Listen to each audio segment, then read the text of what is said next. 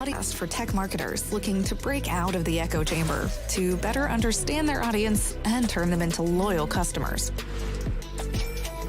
Every week, Danny Wolf has brutally honest conversations with busy tech buyers about what really motivates them, the things they hate that vendors do, and what you can do about it.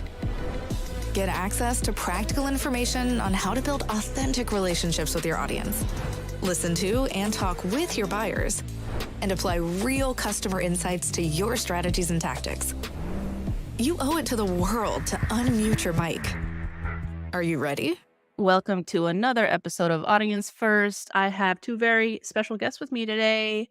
We are here with Jeff Farinich. Jeff, did I pronounce your last name right? Yes, it is. Thank you. Yes. And Matt Polak from Picnic Corporation. Welcome to the show. Glad to be here. All right, so let's dig in. I want to know a little bit more about you. Jeff, tell me, who are you? What do you do? And why the hell do you do it? All right. Well, so I've been in IT and security for over 25 years. Kind of fell into IT. Didn't plan on it.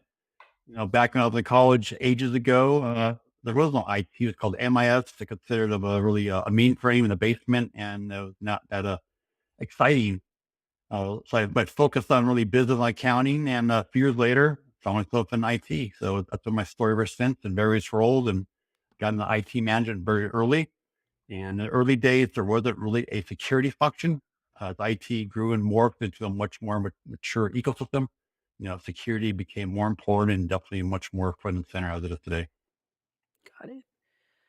Welcome to the show again. Matt, how about you? Who are you? What do you do? And why the hell do you do it? So Matt Polak, CEO, founder of Picnic. I'm really passionate about this problem of human attack surface protection. And, we think that's a good way for talking about all the problems that really underpin social engineering.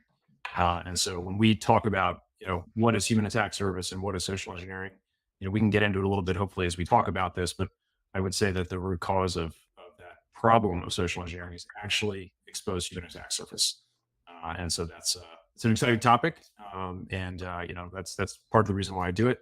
I also think that I've got an interesting background and point of view to be able to kind of bring some of that attacker's mindset into the fore for defenders, and to try to help folks like Jeff that are thinking about being on the other side of this problem, and how do we actually make people and organizations safer. All right, you had a points of view about human attack surface protection. You want to drill down into that a little bit, kind of give some color as to what is it, why, how, and maybe Jeff can also add some color commentary there as well.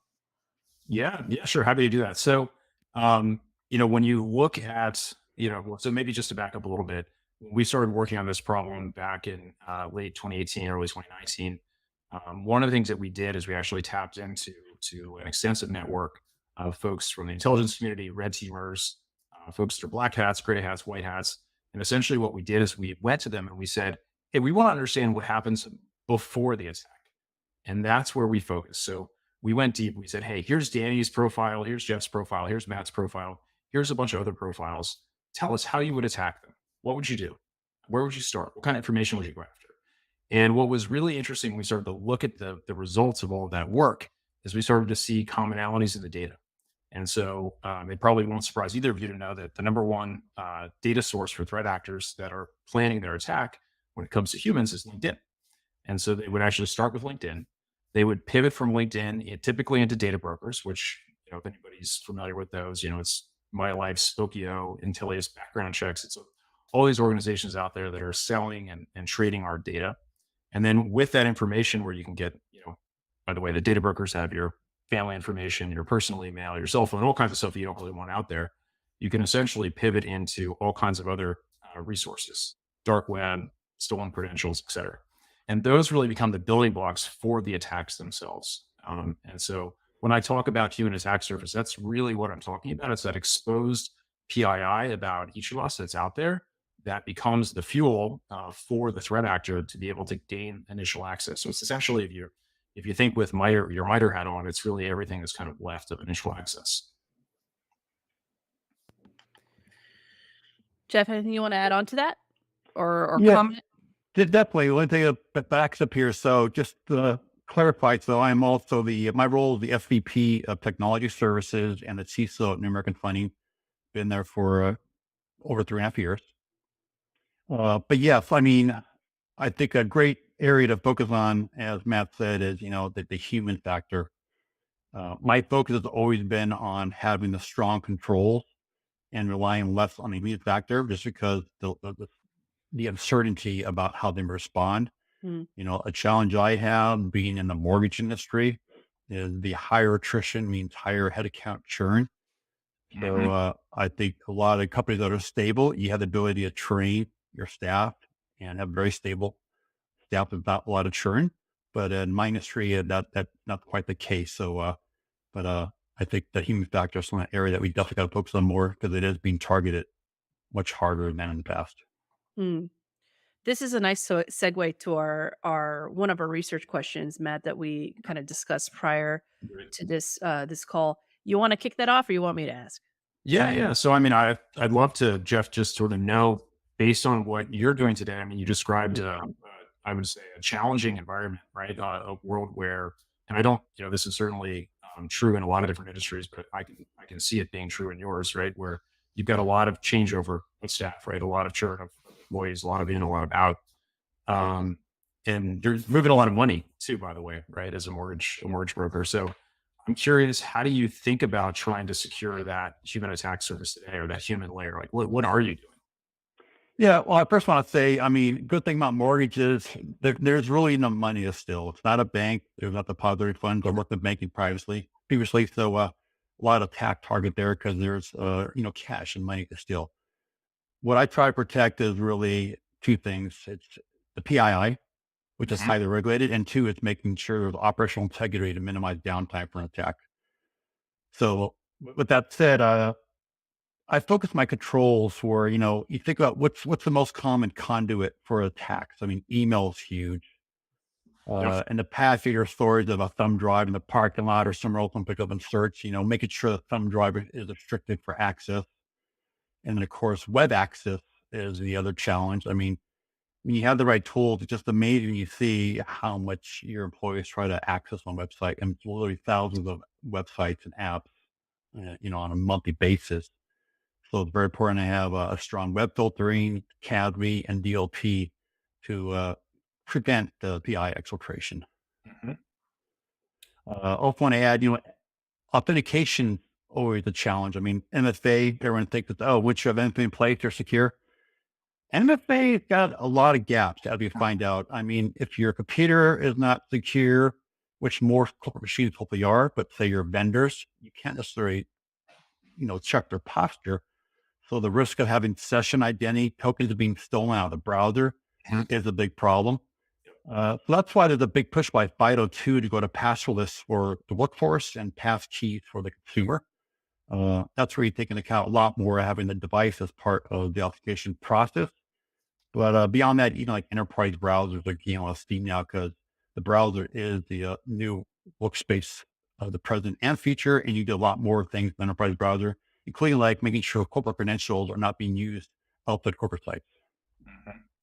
Yeah, I'm curious. And thanks for the clarification just about the moving of the money. I'm curious if, when you think about all the different kinds of attacks that are possible when it comes to social engineering, how much do you worry about things like like impersonation versus, let's say, direct spear phishing? Just sort of help me characterize how you think about this fairly broad umbrella of problems that makes up social engineering. Yeah, let me go to the email first. So spear phishing certainly the problem. I mean, but there are great vendors in place, i.e., the dual layer strategy and email security. So that's been pretty much a strong control for the last few years. Uh, Impersonation is a bigger problem, especially when that communication channel never touches my controls where I have any way to block it.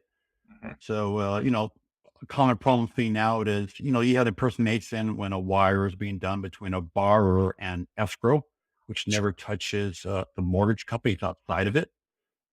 Also, you see there are people impersonating loan officers Mhm. trying to get in front of the borrower to, take some kind of action.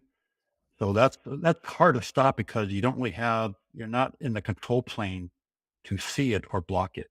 You'll hear about it from the user involved, the employee, but yeah, it's definitely a big gap. And even like SMS smishing, that's really hard to control too, because once again, it's not going through our control plane like email would.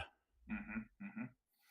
Yeah, no, I mean, I think those are all really good points. One thing I'm wondering about too, you mentioned having two layers of control on the email. One of the things that we've seen a lot is, especially with the ability to conduct reconnaissance on infrastructure, never mind people.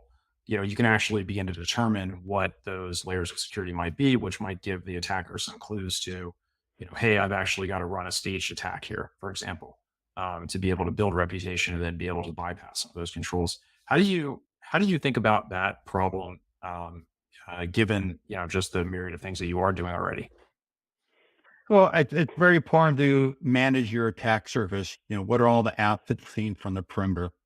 Uh, Without knowing what that is and remediating in the gaps, you'll be yourself open to really easy exploitation. Mhm. So that's really a first step. And you have to have strong email controls, your SPF records, and you lock down. You don't want to have someone else send email, such as on your behalf, and getting directly to your controls. So those are to myself are really some keys in stopping that impersonation. Nice. Yeah, I think those are interesting. Let me ask you, I think, just a fun question, which is, if you could wave a magic wand and know which of your employees could actually be targeted more effectively in an impersonation scheme, um, how would that change what you do today? Well, that's surely a value I do see from my email security reports who are getting the most spam and phishing. So, Sure. I mean, some make total sense because they're considered whales, people with a brand name value, monetary value behind them. Other ones are maybe more in sales, but I'm kind of monitor that. So, but it does change over time because once they, try an attack, then I'll have progress. They might move on to the next people in line. Yeah.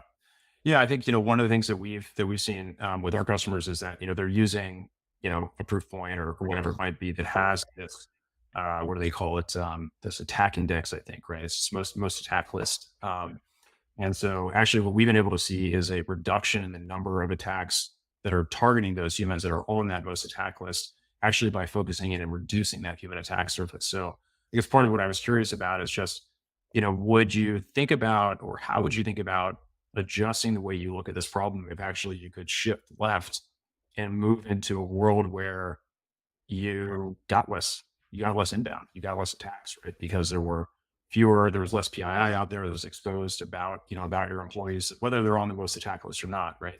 I guess that's what I'm curious about. It's just sort of, how would you, sort of wipe the slate clean and think about the problem differently? It's like, okay, wow, if I actually had 5% or 10% less attacks coming at me, coming at the folks that are most targeted, what would you do? I assume you'd have more time. I assume your team would have less alerts they'd be going after. But like, well, like, help me understand. Like, I'm curious, what would you do differently? Yeah. So recently I've seen a peak in our emails coming in that we had to block. I mean, on the magnitude of probably over 20% just in the last couple of months. So I'm not sure what triggered that, but luckily the controls are handling that fine. But really, I think an area that I'd want to probably get more visibility on what is the social profile of my employees beyond Right. just what, maybe LinkedIn is. Mhm. Understand what that is. So I had some experience in dark web monitoring, looking at credentials. Most of the time, those are false positives and either old passwords from years ago or just fictitious data that is used to stuff a list that's sold for, pennies on the dollar per thousand of records.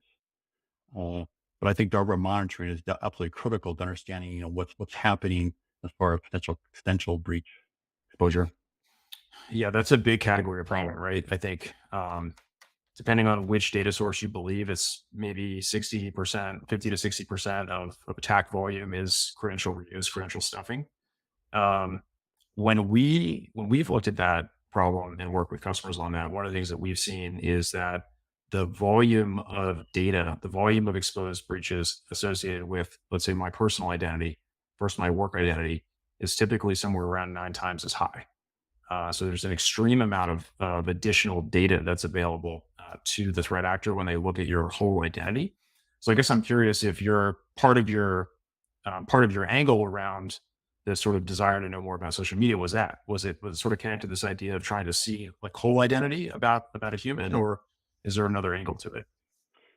Well, I mean, so ITDR, identity threat detection response, is a big area I'm working on to improve all the signals from Active Directory down to my identity detection, my identity provider, of course, through SaaS. But if I could bring signals that tells you more of the social media profile of the users, uh, and even have the way to inform my users about their attack surface, that's an area of interest in expanding in the future. Got it. Okay, that's interesting. Yeah. So one of the things that we're doing is today, I'd love your feedback on this idea, Jeff, is that we're actually, because we're outside the perimeter and we're looking at the exposed human attack surface of your people, we're able to, first of all, see it and also reduce it. Right. So one of the things that we're doing is we're letting the individuals know, hey, Jeff, we actually found this information about you on a website, your birthday, your home email, your phone number, and we removed it. You don't have to worry about it. We got it, as an example, right? Um, that I think has a benefit of obviously reducing attack surface, but also it raises awareness about the problem. So I'm curious from your point of view, what kinds of things like that would be valuable to communicate to your end users? Like how do you think about that problem? What would you, in a perfect world, what would you want to tell them? What would you want to put in front of them? Yeah. I mean, so what I have done for the last few years is I monitor their personal credentials that are breached on a dark web breach. I say, hey, here's a LinkedIn account, here's a Facebook. You probably want to change this password. I haven't gone as far as, to try to scrub what's out there for their birthdays or other, sensitive data that can be possibly used to as, a step up attack on trying to get access to systems, whether it's local or elsewhere. But I think that's great to understand what that personal PI is and then let them know and try to get that removed or take action on to some matter. That's nice. I like that. Yeah, we're doing a lot of that correlation as well in an automated way. So we're able to find your work identity, find your personal identity, match those up, look for credentials, and then work on blocking those internally in the existing infrastructure. It sounds like you're doing some of that on your own using, probably internal data, maybe some scripts and some tooling. It sounds similar actually. Yeah, very nice. So I guess maybe just to move on to the next question, uh, when you think about Jeff, when you think about investing to solve these kinds of problems, we're seeing a lot of increase, obviously, in attack volume, et cetera, et cetera. Right? I think everybody sort of knows the story there. What do you view as your barriers to success when it comes to continuing to invest and trying to solve these problems? I think one of the challenges, there's just so much data to go through from various signals so, I'm a big believer in behavior analytics. Mhm. So, pumping all this data into a SIM or other source and have the entity being run on what's the analytics going to tell me on that notable event. So it's either for, my SOC to figure out which users to focus on. There may be a potential issue to fall through on. So it's really, to me, it's the amount of data you have to go through. Yeah. So looking for solutions that, I mean, just to pull on that thread a little bit, right? Looking for solutions that are doing some of the work for you to help drive prioritization and focus is sort of that's one of the ways that I take what it is that you said. Yeah. Yeah. Total sense. Yeah. Okay. Nice. How do you think about things like, for example, taking the ability to prioritize or drive prioritization and focus with human data into some of the other areas that are important to you already?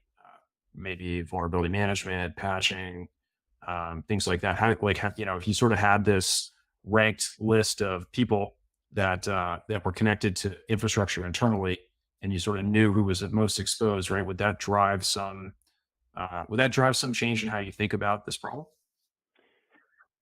Look, for vulnerabilities, I mean, my mean time to patch on servers and endpoints last year plus was 12 days. So it's been pretty tight, pretty Mhm. successful. So having a pretty good program there. Uh, at this point, I treat most of my users all the same because they have the same control, same computer configuration, same, authentication.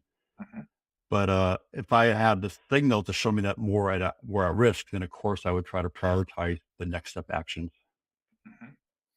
And so maybe just to play that out a little bit, if you get a signal that says Danny's more of a risk than Matt, or Matt's more of a risk than Danny, Um, what are some of the things that you would want to do to try to perhaps reduce the risk of that, of the impact of that user? I mean, are you thinking about things like browser isolation, or like how, like, talk me through just sort of what's if you open up your bag of tricks, like what's in the bag of tricks? Well, I mean, so I'm a big believer in CASB, right, Cloud Security Broker, because users access lots of applications, and of course, some are blocked based on category. But it's really important to know what's the confidence of the application. I surely block PI going to most of those, especially those unsanctioned apps. I may allow access, not be too restricted, but if any PI gets uploaded, that would be blocked. Mhm, Browser isolation only really works if, the website is uncategorized. mhm, Uh, so there's limited use cases. I really think enterprise browser is the way of the future, mhm. because it has so many use cases, from work computers to BYOD to your vendors. So you could do a lot in enterprise browsers. So that market's changing rapidly. Got it. Okay, that's helpful. Um, so when you think about, obviously, we're in a, I would say a soft economic environment. Maybe that's a nice way of putting it. I'm sure that you're probably seeing that too on the mortgage side, given rates, right? Just the dynamics are changing. How do you think about justifying spend for new solutions in new areas like human attack surface protection? Yeah. So my cost constraints really started last year around Q1. Rates started increasing because, rates doubled in a year. Uh, Origination volume for mortgages more than half over that time, ultimately affecting income. So I was really pressured to show the value of investment, Hmm. of renewals, in my existing controls. And even some vendors that unfortunately I had to cut that I definitely, would prefer to keep. But it's all about rationalization. What's the value of that tool? What's it bringing? Hmm. Can I tolerate that level of risk in the gap? But there's a big push towards consolidation, to more going to platforms, less vendors that could do more as long as there's not a gap in their capability coverage. Hmm. Of course, there's always need for point solutions, like much like you're probably talking about, because I think that's the gap that very few vendors can address today, at least not as broad as look like you could do based on my seeing your website. Hmm. So it's really about doing the case. It's identifying the risk. I am very compliance driven, being in financial sector, having a lot of PI. I'm bound by CCPA, which in California relies on the CISO controls. Hmm. There's also FTC safeguards, and operating in New York here. New York has their NYDFS. That's the New York Department of Financial Services. The reg is 23 NYCR 500, which is the most strict regulation. Lots of finding going actively. Fines in the past few years are all based upon outcome of having a breach. In most cases, having a control that was not in place. But at times the control was in place, such as MFA, but the user got MFA phished and clicked 4 times on it, and data was exposed, and companies were finding upwards of $1.5 million. So we're also looking at the efficacy of your control. You have to have more than just checkbox. It's how well to control, what's your maturity level. So I Hmm. basically, everything I do that's related to security and even IT, because I wear both hats, I try Hmm. to tie back the controls I have to meet and explain that to leadership on not just me trying to be creative and look for more things to do, because I have plenty of work. It's here's the controls we're trying to meet, here's the regulations, and why we have to do it. Yeah. And if you had to choose between two solutions that one helped to put you in more of a proactive preventative stance versus gave you more resources on the detection and response side of the ledger, how would you approach that? Um, So, I mean, if I answer quickly, my approach is always to try to block the threat, uh, and ask later, was it legitimate or not? Because I take a more cautious approach. Of course, I don't want to throw business, but big focus really this year is butting down the detection response across all my signals, so I don't miss that notable signal that gets through. Mhm. So choosing between detection and response driven solutions versus preventative solutions that result in less things Mm. to have to worry about detecting and responding to. If I heard you, you'd be more focused on the detection and response than the prevention, or maybe I misheard you. I don't know. Well, I would say more on the prevention, like for email. I don't have a problem with really phishing or spear phishing. I block most that's blocked at the perimeter, very little gets through. Well, I still hear you look at the latest news articles, talk to the peers. They're still dealing with phishing being a big problem day to day. I don't have that issue. Nice. Yeah, that's great. It sounds like you've largely solved that problem through trial and error, right? Like building a system that works and refining it over time, which is really great. Um, I'm curious about one area that we've been thinking a lot about, Jeff, which is really the sort of idea of offering capabilities as a service, as a managed service or a managed platform, versus just offering it as pure tech. What we've seen at least is that typically, you know, security resources are declining in terms of headcount and stuff like that. And internally, obviously, you've talked about costs and so on. Um, Choosing between a solution that's offered as a technology platform purely versus a managed service where you're actually getting the outcome delivered to you. How do you think about prioritizing between those two? I guess that's really you have to understand what's the level of effort to manage it and to Mhm. respond. If it is very noisy, requires a little expertise, then of course I'd see is there a managed service that you mentioned that can be rolled in a package. Now, I'm a big believer in like a EDR and MDR solution, so that I have that in place because that way, I have experts 24/7 watching the environment. Got it. Nice. Um, so maybe just to circle back around for a second. So you talked about how you have effectively taken your phishing risk to zero, near zero. You're not seeing much of that, which is really great. Earlier in our discussion, you talked about impersonation is a significant problem. And obviously, SMS is a challenge I think that everybody deals with as well. I'm curious, what are some of the other concerns that you have that touch on this human problem? Yeah, well, I think impersonation is a problem really for anyone because if it's not touch your control plane, how do you actually Mhm. manage it? So, yeah, I think really the human element, SMS phishing, that'd be nice to get those are more nuisance messages that might the user get from time to time. Here's the SMS from the Of course. CEO. Go buy the gift cards. I mean, the story is pretty much the same, just different dates delivered, but it is alarming that's still happening. Yeah. So impersonation, you would sort of say, is among the most significant problems that you have. Well, I wouldn't say most significant. I'd say there's been a few events here and there. It just that's very hard to stop those because once again, you're not in a control plane to block it. Someone on the outside saying, I'm John, originator. I have a mortgage for you. Here's my contact information. Contact me." And you got to understand a bigger problem than your employees is on the consumer side. Is really educating the consumers because a lot of times, their home computers are not secure or compromised. Sure. They click on things. They truly don't understand security. So it's dealing with that demographic and how do we raise the bar across the board for that industry. Mm. Yeah. Yeah, that's an interesting challenge too, for organizations that have a B2C style business, for sure. I think that's a big challenge. Um, Sorry, I just lost my camera on the screen. Are you guys back? We see. Yep. Okay, great. All right, great. Um, so, Danny, what questions come to mind for you that we might not have asked, or that I might not have asked, or might not have come up, just given your take on the world? I'm muted.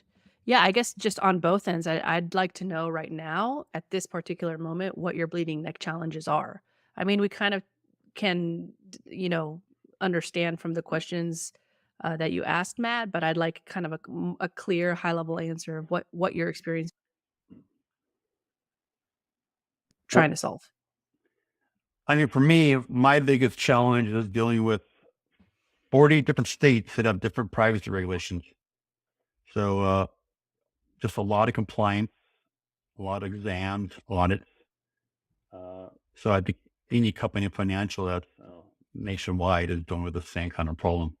Mhm. We don't have a federal privacy law. I'm not sure if we'll get one yet. But the PI is a big problem because the ransomware is not stopping, the PI exfiltration not stopping. You see more and more. You see the threat actors getting more determined to not only gain access to systems, Mhm. and they'll taunt you to make payment. They'll expose your records, your voicemails, even video conferencing sections. They now expose when another company I was watching had a breach. reporting to FCC the details. Their actor said, no, you didn't report the true actor. Here's what actually would happen. So, there's getting much more forceful on trying to get you to respond and make payments. Hmm. How about yourself, Matt? Yeah, I think for us, we're working on creating a new category, and I think that understanding how, first of all, we what we hear from our customers is that people are always the problem. That they're spending lots and lots and lots of money. Most of them don't actually have had the success, Jeff, that you've had, right? Most of them are spending lots and lots of money, and they're failing to solve this problem. They're doing security awareness training. Same people click that always click. They're doing cleanup of executive footprint outside the perimeter. They've got extensive programs that they're running in their SOC. They've got lots of controls. Their incident response programs are expensive and large, and it's all basically trying to solve for this human problem, right? So that's what we see when we talk to our customers about the pain, just the pain that they have around this problem. And so I think for us, what we're trying to better understand really is how do we believe we've created something revolutionary that actually allows you to shift from being in detection and response mode around these problems to being in prevention mode so that you get less inbound attacks, that you actually shrink the volume of alerts that are coming into your SOC. And so I think for us, we're trying to better understand how we connect this capability that we created, which maybe is not a traditional security, a traditional mindset, maybe even around security. How do we connect that way of thinking into the established programs that already exist, that are doing great things like you described, Jeff, but that we think that we can actually take it to the next level, by making programs predictive and making them preventive. So I mean that's what we're trying to better understand and learn is just like maybe from a messaging point of view, just really simply like how do we talk about this more intelligently? That's probably the thing that is I'm not you. I know that's obvious, but like I'm not sitting in your chair, so it's hard for me to understand, the words that you would use to talk about this problem and how to, yeah, that's the thing that's hardest for me. Yeah. Well, I've been measuring actually the physical and virtual attack surface now for more than a few years. I engage the company against its peers, just a way to show how, we stack up. And my philosophy then, I don't want to be the fish that swims outside the school of fish that gets swooped up by the bigger fish. If I'm in the middle there or the bigger of the fish in that pool, then, hopefully I'll be left alone. But I've never talked about the human attack surface. It's the first time I've heard that wording. So I think it definitely is a new segment. I think it's a great area. And I even see opportunity for myself to make improvements across some of these areas you're talking about on your website. How do you propose, vendors and founders like Matt, approach positioning themselves in a new kind of niche or market? Like, what are the right steps to resonate with folks like you when they're creating kind of new tools and solutions like this? Well, I'll say, first of all, I mean, there's a lot of vendors chasing after the same dollar to do the same thing. So, but this is an area I have not, like I said, I've not really seen before. I've seen parts of this from vendors, but not to this level. So I think it's really promoting what the focus is, the human attack surface, and how you could take it to the next level. Nice. Yeah. That's helpful. I mean, I think for us, knowing that the message that I've shared or that you've seen on the website and things like that, knowing that the message resonates is actually very useful. Because it's often it's hard. When you're in our chair, it's hard to get honest feedback. So it's very helpful. Yeah, I'd rather have someone tell us they think our baby's ugly than to just it's like just tell us what you don't like, please. I think you're one of the rare ones, Matt. I mean, ideally, if I could have a score on the risk of my employees, but based on employee, that's kind of like a way of doing UEBA in my sim. Let's focus only on the employee on their attack surface. I mean, that'd be a great score to have. We've got it today, man. Love to show you. Yeah. Looking for the next steps. Yeah. Very cool. Hey Jeff, do you have any questions for Matt? I know that we kind of grilled you on this last half hour, but anything that comes to mind that you like to ask Matt or myself? Well, I just say, I mean, the management of the human layer has always been do your email phishing, do your training. It's more of a checkbox. I can't say it necessarily has a ton of value.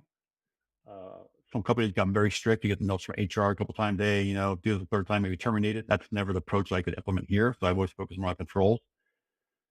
But I guess the question is, why hasn't anyone other focused?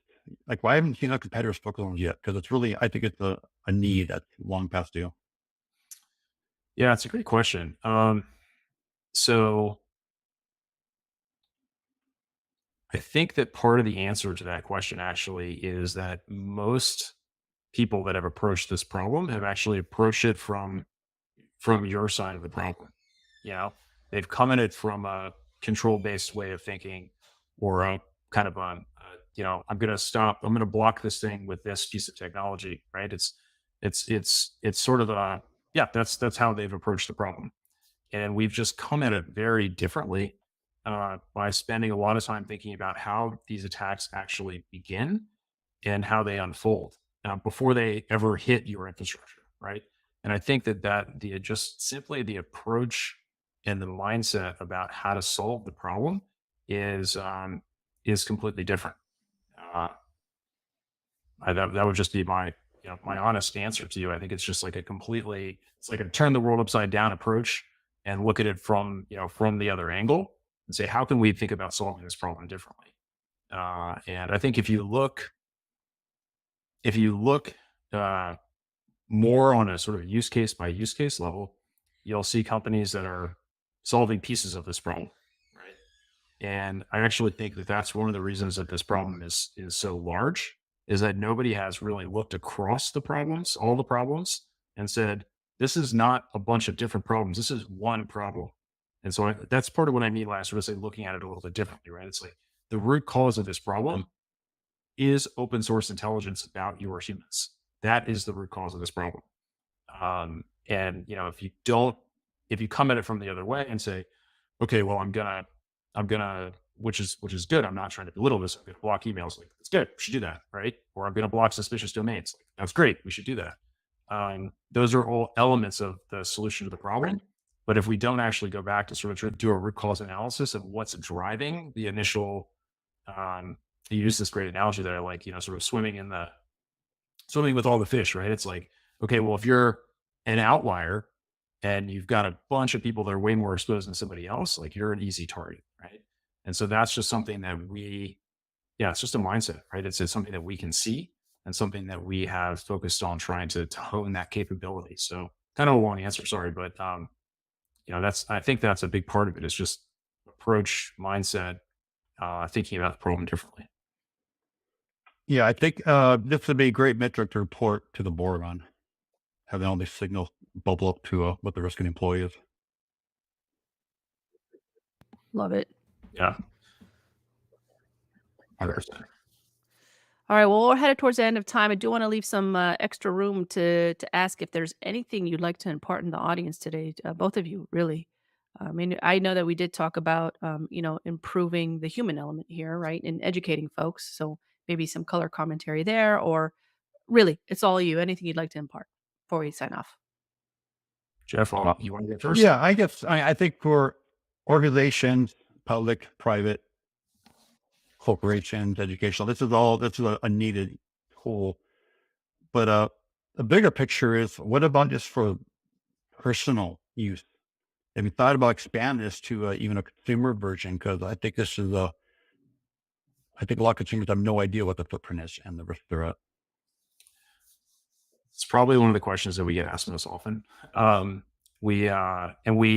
say we scratch that itch a little bit because every employee who is a beneficiary of the program that we run actually gets a family invite. So they get a +1. And if you're a high value target, a VIP, a board member, someone who wires money, someone that you designate as being a high value target, you actually get a +10. So you can cover quite a broad set of your family unit with that kind of an approach.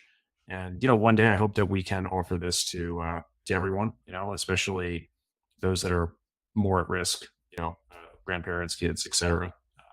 They're more exposed. So, yeah, it just takes time to build. The truth is, it takes time to build a product that's capable of doing that for a consumer audience. All right. Well, let me pivot, maybe go a different direction. This could be a value in the hiring process to understand what's the risk of that new employee we're considering making an offer to. And if they have a large risk, then maybe we got to evaluate, does it make sense to hire, or they got to clean up some of the risks they have before they bring it to the company? 100%. And I think M&A is also very relevant too. That's sort of a mass hiring in a way.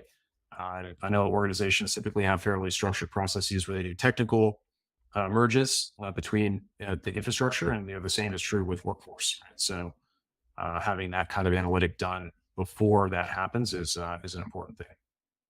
I have one last comment. So what we're going to talk about in the human risk is the insider risk. This is all unintentional risk. Yeah. The intentional risk is someone that either is being malicious or they're being paid to be monetized to, give access, give sensitive data out. Mm-hmm. Having your customers already be able to identify with your tool that intentional or the malicious human risk. So we have some signals that are valuable to insider threat programs, but we are much more focused on looking at how to make this human attack surface smaller for the organization, and how to protect proactively on your behalf. So there's probably, I don't know, half a dozen to a dozen risk indicators that are valuable. Does this person appear to be moonlighting? Let's say that's an interesting example.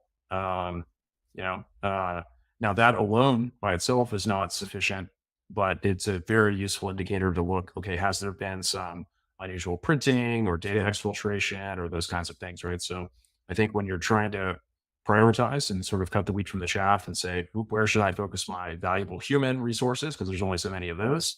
It can be a very helpful tool for that. That's right. All right, gentlemen. Well, this has been an absolute pleasure. Such great insight here. I'm super happy that we dug into this. You two are always welcome to the show anytime. I always invite my guests back. I mean, you were awesome. Thanks for coming on. Thanks for having us. Danny, thanks for having us. Appreciate it. All right, this has been another episode of Audience First. We are out. This episode of Audience First is proudly sponsored by Picnic Corporation, the enterprise-wide human attack surface protection platform. Picnic offers a frictionless cybersecurity solution coupled with specialized services that mitigate the threat of social engineering by proactively disrupting attacker reconnaissance and resource development.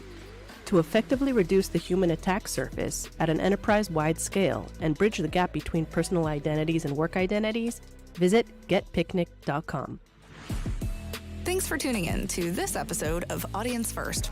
If you like what you've heard, feel free to follow or subscribe to Audience First on Apple, Spotify, or any of your favorite podcast streamers.